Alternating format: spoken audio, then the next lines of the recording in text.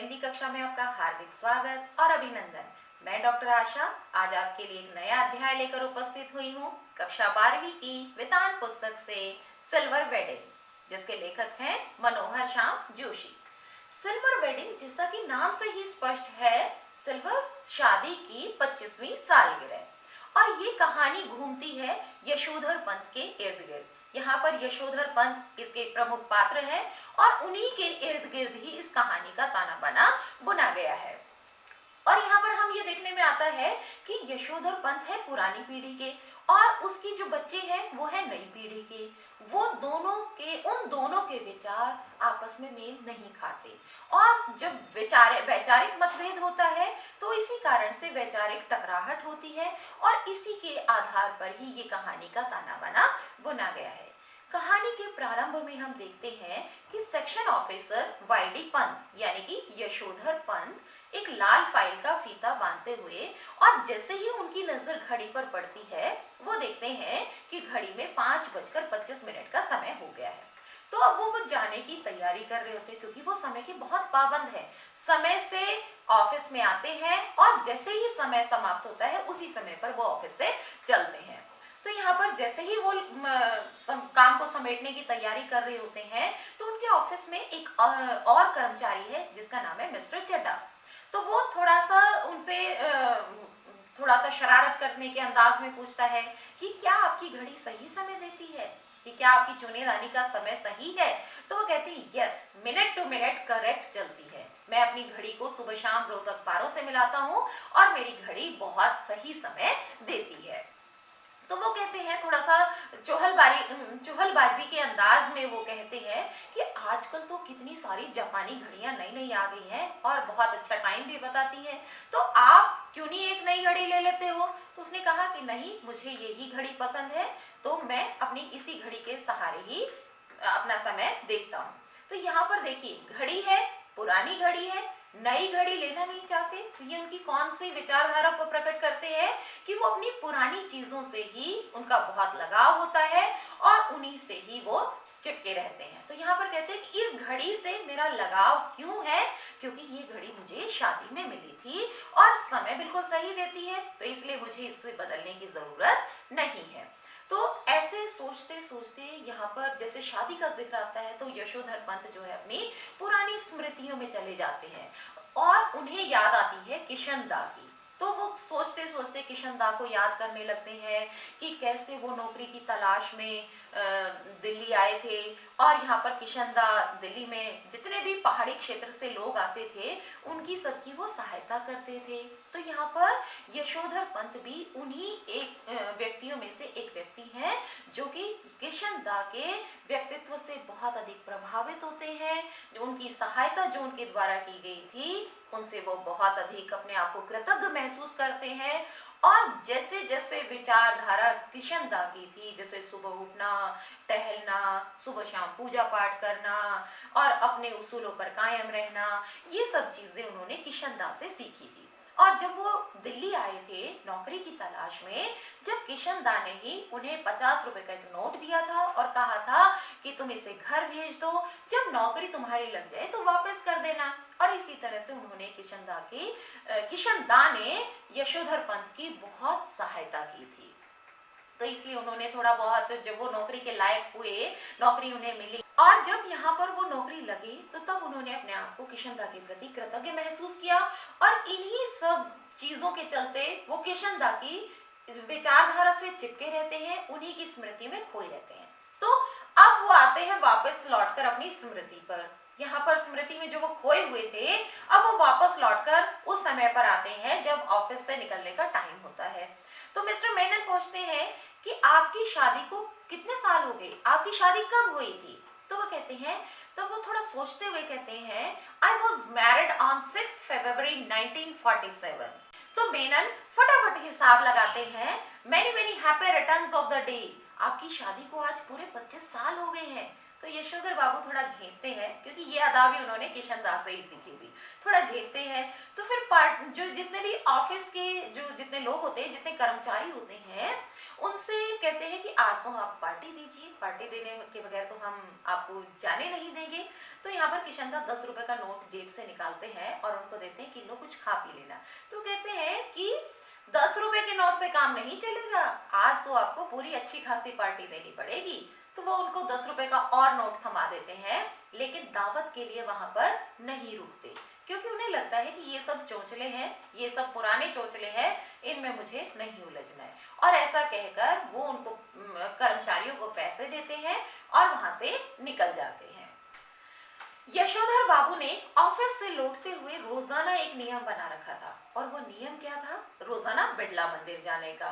बिड़ला मंदिर के साथ में ही एक उद्यान था, वहां पर बैठकर वो प्रवचन सुनते थे और अपनी जो मानसिक जितनी भी उनकी मन में जो हलचल मच रही होती है, उनके मन में जितने भी मानसिक विचार उठ रहे होते हैं, जितनी मानसिक हलचल उठ रही होती है, उनको वो वहां पर शांत रखने का प्रयास करते हैं। तो उनके परिवार वाले कहते हैं कि बाबा आपकी ये प्रवचन सुनने की अभी इतनी उम्र नहीं हुई है, आप घर गृहस्थी को संभालो, परिवार की ओर ध्यान दो। लेकिन इस बात को वो नहीं सुनते। क्यों नहीं सुनते? क्योंकि उनके विचार और उनके परिवार वालों के विचार बिल्कुल अलग हैं। यहाँ पर यशोधर बाबू रोजाना ऑफिस से निकलते हैं, प्रवचन सुनते हैं, सब्जी मंडी से सब्जी लाते हैं, और ऐसा करते करते उनके घर पहुंचते पहुंचते 8 बज जाते हैं। अब वो जैसे ही रास्ते से जा रही है, तो वो रास्ते से जाते जाते देखते हैं कि जो एक जहां पर वो किशनदा रहते थे, उनके फ्लैट की जगह एक 6 मंजिला इमारत बन रही है। और थोड़ा सा वो देखते देखते स्वयं ही बड़बड़ाने लगते हैं, क्योंकि किशनदा कहते हैं कि मेरा और मेरे परिवार वालों का जो है मेल जोल नहीं है। अब मेल जोल नहीं है तो क्यों नहीं है? क्योंकि उनकी विचारधारा उनसे अलग नहीं होती। तब वो सोचते हैं कि काश अच्छा होता मैंने किशनदा की तरह ही घर गृहस्थी का झमेला न पाला होता। यहाँ पर वो अपने परिवार का जिक्र करते हैं। उनके परिवार में क्या है? 3 बेटे हैं और एक बेटी है। उनका बड़ा बेटा जो भूषण है, वो किसी प्राइवेट नौकरी में काम करता है और 1,500 रुपए महीना कमाता है। यशोधर बाबू को ये चीजें भी समहाउ इम्प्रॉपर लगती है। तो यहाँ हम कहना चाहेंगे कि यशोधर बाबू के 2 जुमले थे, एक जो हुआ होगा और दूसरा समहाउ इम्प्रॉपर। तो ये जो 2 पंक्तियां हैं या 2 वाक्यांश है, ये बार बार इस कहानी में प्रयोग करते हैं। तो यहाँ पर यशोधर बाबू को अपने बेटे का 1,500 वेतन पाना भी समहाउ इम्प्रॉपर लगता है। उनका दूसरा बेटा जो कि IAS की तैयारी कर रहा है, हालांकि पिछली बार अलाइड सर्विस में उसका नाम सबसे नीचे था, लेकिन फिर भी उसने ज्वाइन नहीं किया। ये बात भी यशोधर बाबू को समझ में नहीं आती। और उनका तीसरा बेटा स्कॉलरशिप लेकर अमेरिका चला गया है, वहां पर वो पढ़ाई कर रहा है। और उनकी जो बेटी है, वो बेटी भी चाहती है कि वो भी अमेरिका जाना चाहती है। हालांकि यहाँ पर देखिए कि वो अपने परिवार से, क्योंकि भरा पूरा परिवार है, एक बेटा तो नौकरी भी लगा हुआ है, अपने परिवार से वो सामंजस्य नहीं बैठा पाते। यहाँ पर कहते हैं कि यशोधर बाबू को संयुक्त परिवार अच्छा लगता है, और लेकिन जैसे ही उनकी नौकरी लगी तो उन्हें संयुक्त परिवार को छोड़कर शहर में आना पड़ा। अब शहर में आने के बाद उनके बच्चे तो उस ढंग में रंग गए हैं, लेकिन यशोधर बाबू को वो जीवन शैली में, अपने उस जीवन शैली में स्वयं को नहीं ढाल पाते। हालांकि उनकी पत्नी जो है वो इस रंग में रंग गई है, यानी कि संयुक्त परिवार से वो जब आई थी, आकर शहर में जब आई है, तो रहने का या जीवन शैली को जीवन जीने का रंग ढंग बिल्कुल ही अलग था। लेकिन उसके बावजूद भी वो स्वयं को इस जीवन शैली में अपने बच्चों के कहने पर इस जीवन शैली को वो अपना लेती है। लेकिन दूसरी तरफ हम देखते हैं कि यशोधर बाबू अपने परिवार की उन्नति से खुश तो हैं, लेकिन एक पीढ़ी का दूसरी पीढ़ी के साथ सामंजस्य नहीं होने के कारण उनमें वैचारिक टकराहट होती है।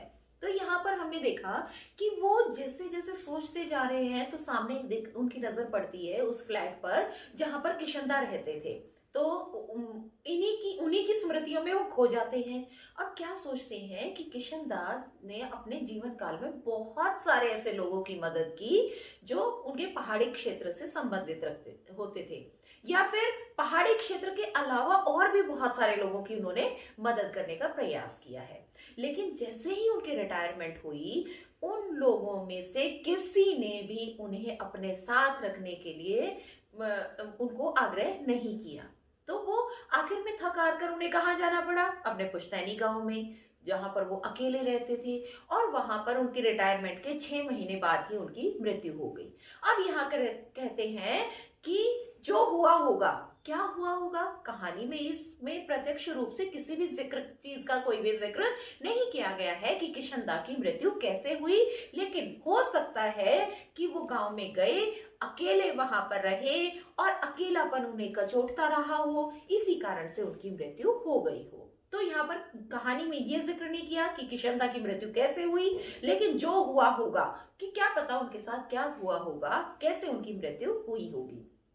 तो यही सब सोचते सोचते इन्हीं ख्यालों में खोए हुए वो अपने फ्लैट के सामने आ जाते हैं। लेकिन जैसे ही वो अपने फ्लैट के सामने आते हैं तो अपने फ्लैट का बदलता हुआ रंग रूप देखकर उन्हें आश्चर्य होता है, कहीं वो किसी गलत फ्लैट पे तो नहीं आ गए, किसी और मकान के सामने तो नहीं आ गए। लेकिन वहां पर जब तख्ती पर उन्हें अपना नाम नजर आता है, वाईडी पंत, तो यशोधर पंत, तो उन्हें कहता है कि नहीं, मैं ठीक पहुंचा हूं। उन्होंने देखा कि उनके घर में रंग बिरंगे गुब्बारे लटके हुए हैं, अलग अलग तरह की रंगीन झालरें लटकी हुई है।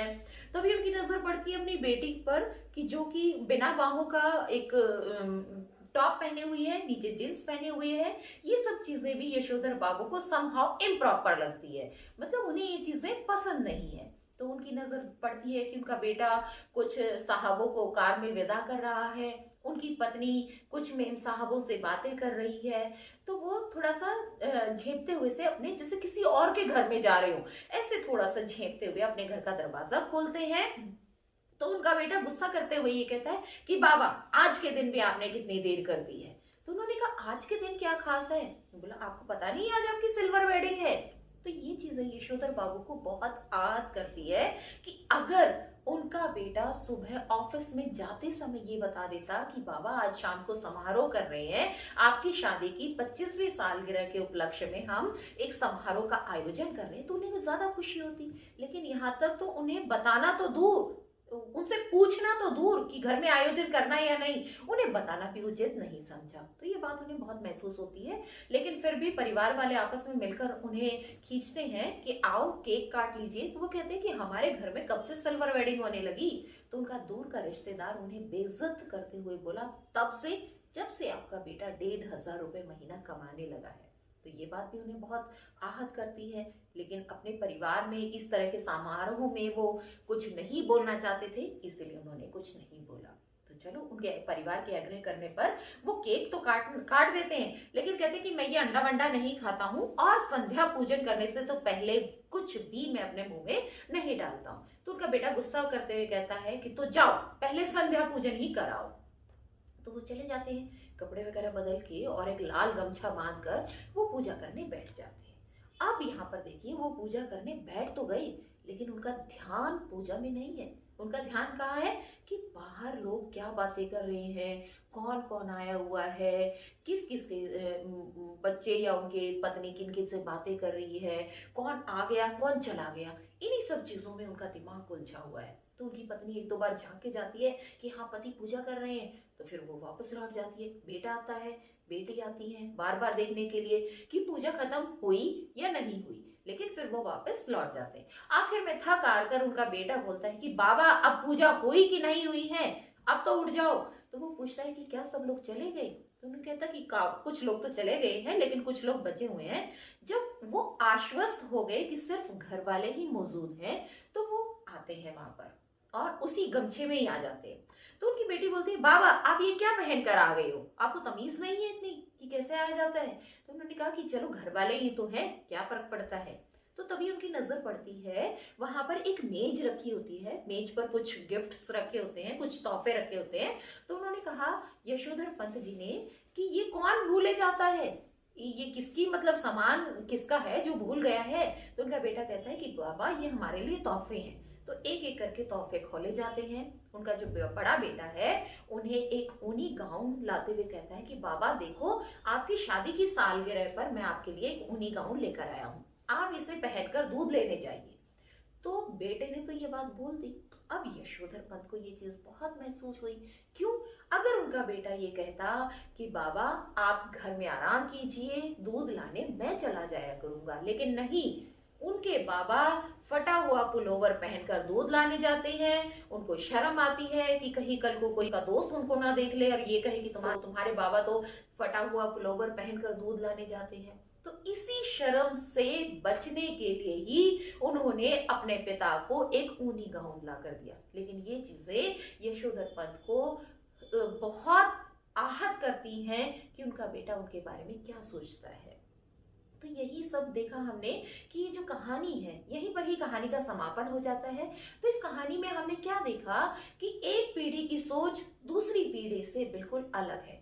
जो पुरानी पीढ़ी है वो पुरातन पंथी है, यहाँ पर उनकी पत्नी भी पुराने विचारों की है, लेकिन वो बच्चों के साथ स्वयं को ढाल लेती है। लेकिन यशोधर पंत अपने इन पारंपरिक मूल्यों से समझौता नहीं करते हैं, वो उन्हीं विचारों पर ही अटके हुए हैं। और यही चीजें अगर वो परंपरा के साथ समय को ढाल लेते या समय के अनुरूप या परंपराओं के अनुरूप स्वयं को ढाल लेते तो हो सकता है कि ये बातें उनको आहत ना करती हों, लेकिन वो उन्हीं पारंपरिक मूल्यों से चिपके हुए हैं और यही पीढ़ी का अंतराल ही उनकी संवेदनाओं को ठेस पहुंचाने का कार्य करता है।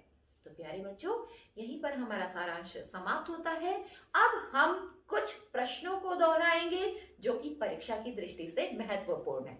जैसा जैसा मैं आपको समझाती जाती हूं, आप एक एक शब्द पर ध्यान देना और उन प्रश्नों को ध्यानपूर्वक सुनना।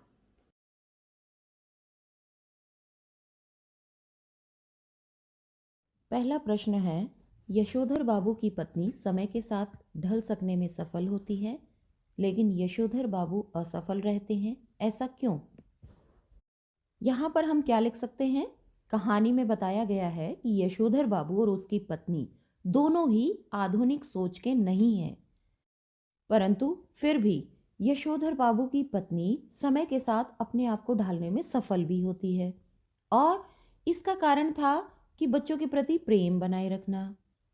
यह तो एक मात्र सुलभ गुण होता है क्योंकि वो अपने बच्चों से दूर नहीं रहना चाहती। और दूसरा क्या हम कारण कह सकते हैं कि जब जवानी के दिनों में यशोधर बाबू की पत्नी संयुक्त परिवार में रहती थी तो संयुक्त परिवार का बहुत उन पर दबाव था। उसका हो सकता है कि वो बदला लेने के लिए भी ऐसा सोच रही हो। दूसरी ओर हम देखते हैं कि यशोधर बाबू समय के साथ अपने आप को ढाल नहीं पाते हैं। इसके क्या कारण हो सकते हैं?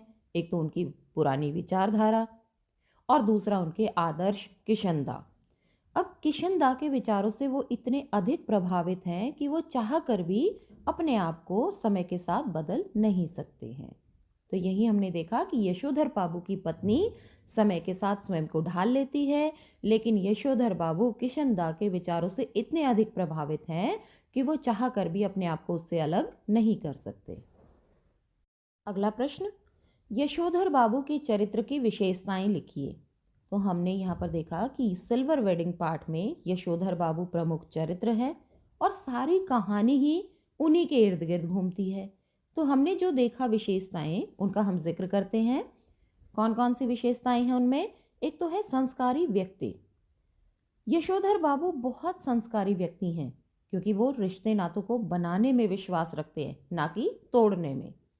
और यही कारण है कि अपनी पत्नी के विरोध के बावजूद भी जो उनके जीजा जी का खत आया था उनसे मिलने के लिए अहमदाबाद जाना चाहते हैं। और यहाँ तक कि वो कहते हैं कि अपने बच्चों को भी रिश्तों के प्रति संवेदनशीलता बनाए रखने के लिए कहते हैं। परंपरावादी व्यक्तित्व है उनका। वे समाज और परिवार की जो प्राचीन परंपराएं चली आ रही हैं उन्हीं का पालन करने में अटूट विश्वास रखते हैं। और अपनी इसी परंपरावादी सोच के कारण ही वे दिल्ली में मकान नहीं ले सकते, क्योंकि वो चाहते हैं कि जब वो सेवानिवृत्त हो जाएंगे कि रिटायरमेंट के बाद गांव में जाएंगे और गांव में जाकर अपनी खुशहाल जिंदगी जिएंगे। यशोधर बाबू कर्तव्यपरायण व्यक्ति हैं। वे प्रतिदिन समय पर कार्यालय जाते हैं, दिन भर वहाँ पर मेहनत करते हैं और समय पर ही कार्यालय से निकलते हैं। और यहाँ तक कि वे उनके अधीन जो कर्मचारी हैं उन्हें भी ईमानदारी से कार्य करने की और कर्तव्यनिष्ठ होने की शिक्षा देते हैं। इसके साथ साथ एक और उनकी यहाँ पर विशेषता का जिक्र करना चाहेंगे क्योंकि वे आधुनिकता के विरोधी हैं। परंपरावादी व्यक्ति होने के कारण यशोधर बाबू आधुनिकता को स्वीकार नहीं कर पाते हैं, क्योंकि उन्हें लगता है कि ये जो युवा लोग हैं ये मनमानी करते हैं, कम कपड़े पहनते हैं, इससे उन्हें बिल्कुल भी अच्छा नहीं लगता। और यहाँ तक कि जब उनकी सिल्वर वेडिंग मनाई जाती है, इसको भी वे फिजूल खर्ची मानते हैं। तो यहाँ पर हमने देखा कि यशोधर बाबू संस्कारी हैं, परंपरावादी हैं, कर्तव्यपरायण हैं, लेकिन इसके साथ साथ वे आधुनिकता के रंग में नहीं रंग पाए हैं, आधुनिकता के विरोधी हैं। आगे और हम क्या प्रश्न शामिल कर सकते हैं? किशनदा के चरित्र की 2 प्रमुख विशेषताएं लिखिए। तो यहाँ पर हम किशनदा के चरित्र की 2 विशेषताएं कौन कौन सी लिख सकते हैं? सबसे पहला तो है सरल हृदय वाले व्यक्ति। किशनदा बहुत ही सरल हृदय के व्यक्ति थे। वे दिल्ली नौकरी करने के लिए आए, कुमाऊं से वे आए थे, और अपनी इस नौकरी के दौरान उन्होंने कई पहाड़ी युवाओं को यहाँ शरण दी, अपने घर पर ठहराया, साथ ही उनकी नौकरी दिलाने में मदद की, और यशोधर बाबू भी उन्हीं में से एक थे। दूसरा क्या ले सकते हैं हम? वे संस्कारवान व्यक्ति हैं, बहुत संस्कारी व्यक्ति थे। यशोधर बाबू के व्यक्तित्व का निर्माण करने में यह हम कह सकते हैं कि उनके संस्कारों का बहुत महत्वपूर्ण योगदान है। बल्कि ये कहिए कि किशनदा के व्यक्तित्व की अमिट छाप हमें यशोधर बाबू के व्यक्तित्व पर देखने को मिलती है। उन्होंने यशोधर बाबू को सुबह सुबह टहलने, सुबह शाम पूजा पाठ करने और पहाड़ी क्षेत्रों की परंपराओं का निर्वाह करने के संस्कार डाले थे। अगला प्रश्न, निम्नलिखित में से आप किसी कहानी की मूल संवेदना कहेंगे और क्यों? नंबर 1 है हाशिए पर धकेले जाते मानवीय मूल्य, दूसरा है पीढ़ी का अंतराल, और तीसरा पाश्चात्य संस्कृति का प्रभाव। तो यहाँ पर हमने कहानी में देखा कि कहानी में तीनों ही मूल्यों को उभारा गया है, क्योंकि उनके घर में जब सिल्वर वेडिंग की पार्टी की जाती है, सिल्वर वेडिंग का आयोजन किया जाता है, तो यहाँ तक कि यशोधर बाबू को बताया नहीं जाता, इसलिए उन्हें हाशिए पर धकेला जाता है। फिर उसके बाद हम देखते हैं कि सिल्वर वेडिंग का आयोजन हो रहा है, उनकी बेटी जो है आधुनिकता के रंग में रंगी हुई है, पाश्चात्य संस्कृति का प्रभाव देखा जा सकता है। और यहाँ पर जो हम मुख्य कारण देखते हैं, यहाँ पर जो हमें मूल संवेदना नजर आती है, वो है पीढ़ी का अंतराल। क्योंकि कहानी में जो दो अन्य संवेदनाएं जो उभर कर आई है, वो पीढ़ी के अंतराल के कारण ही उभर कर आई हैं, क्योंकि उनके विचार एक दूसरे से नहीं मिलते हैं। यशोधर बाबू जहाँ पुरानी पीढ़ी के प्रतिनिधि हैं, भारतीय आदर्शों, सिद्धांतों, रीति रिवाजों, संस्कारों और मानवीय मूल्यों में विश्वास रखते हैं, वही उनके बच्चे नई सोच से जुड़े हुए हैं, क्योंकि वे तो आधुनिक व्यवहार के रंग में रंगे हुए हैं, मौज मस्ती करना चाहते हैं, पार्टियों के शौकीन हैं, उन्हें नई नई वेशभूषा और परिधान अच्छे लगते हैं। यहीं पर यही सब बातें उनके वैचारिक मतभेद में रूप में दिखाई देती हैं। ऐसा लगता है कि जैसे जो नई पीढ़ी है वो पाश्चात्य संस्कृति के रंग में रंग कर हमारे जो पहले वाली पीढ़ी है उनको हाशिए पर धकेलती हुई जा रही है, या उनके मानवीय मूल्यों को हाशिए पर धकेलते जा रहे हैं, उन मानवीय मूल्यों को मानने से अस्वीकार कर रहे हैं। तो यहाँ पर हमें पीढ़ी का अंतराल ही कहानी की मूल संवेदना नजर आती है। यशोधर बाबू के बच्चों को अपने पिता से क्या शिकायत थी? यहाँ पर हम क्या कह सकते हैं? एक पीढ़ी का दूसरी पीढ़ी के विचारों से मेल न खाना, क्योंकि यशोधर बाबू परंपरावादी व्यक्ति थे, लेकिन उनके बच्चे कैसे विचार रखते थे? आधुनिक विचार, क्योंकि बच्चों को तो पार्टियों में जाना, समारोह का आयोजन करना, ये सब बहुत अच्छा लगता था। इसी कारण से उन्होंने अपने पिता की सिल्वर वेडिंग का आयोजन करने की सोची, बड़े बड़े लोगों को बुलाया, लेकिन यशोधर बाबू को ये सब चीज़ें अच्छी नहीं लगती थी और इसी बात से उनके बच्चों को शिकायत थी। यहाँ पर हमने पूरी कहानी का सारांश देखा, प्रश्नोत्तर चर्चा की। एक अंतिम प्रश्न और हम क्या शामिल कर सकते हैं इसमें कि सिल्वर वेडिंग कहानी का प्रतिपाद्य स्पष्ट कीजिए कि सिल्वर वेडिंग कहानी में आखिर लेखक क्या कहना चाहते हैं। तो इसका हम क्या उत्तर लिख सकते हैं कि सिल्वर वेडिंग जो कहानी है वो आधुनिक युग से हमें परिचित कराती है। इस कहानी का मूल प्रतिपाद्य क्या कहेंगे कि आधुनिक युग का दर्पण लेखक हमें दिखाना चाहते हैं कि कैसे नई और पुरानी पीढ़ी के वैचारिक टकराहट होती है। इन सब चीज़ों को दिखाना चाहते हैं। नई पीढ़ी के बच्चे जो है वो पाश्चात्य संस्कृति के रंग में रंगे हुए हैं और उसी का ही अंधाधुन अनुसरण कर रहे हैं। तो लेखक ने इस कहानी के माध्यम से ये दिखाने का प्रयास किया है कि आज की जो पीढ़ी है वो पुरानी पीढ़ी से धीरे धीरे दूर होती जा रही है। और इसका प्रमुख कारण क्या है? उनकी सोच और विचारों में बदलाव। पुरानी पीढ़ी के लोग अपने विचारों, अपनी परंपराओं को छोड़ने के लिए तैयार नहीं हैं और नई पीढ़ी के लोग पुरानी पीढ़ी की परंपराओं को मानने से इनकार कर रहे हैं। तो इसलिए जो पुरानी पीढ़ी है वो स्वयं को अकेला महसूस कर रही है। लेखक ने इस कहानी के माध्यम से यह संदेश देने का भी प्रयास किया है कि जो नई पीढ़ी के लोग हैं, जो आधुनिकता के रंग में रंग चुके हैं, लेकिन फिर भी उन्हें पुरानी पीढ़ी के लोगों का सम्मान करना चाहिए। इसके अलावा नई पीढ़ी के लोगों को दूसरों की नकल करने की बजाय स्वयं को सामाजिक परिवेश के अनुसार ढालने का प्रयास करना चाहिए। तो प्यारे बच्चों, यहाँ पर हमने सारांश को समझा, प्रश्नोत्तर बहुत अच्छे प्रकार से किए। मुझे आशा ही नहीं पूरा विश्वास है कि ये पाठ आपको बहुत अच्छे प्रकार से समझ में आ गया होगा। हम मिलते हैं एक और नए अध्याय के साथ अगली वीडियो में। तब तक के लिए धन्यवाद।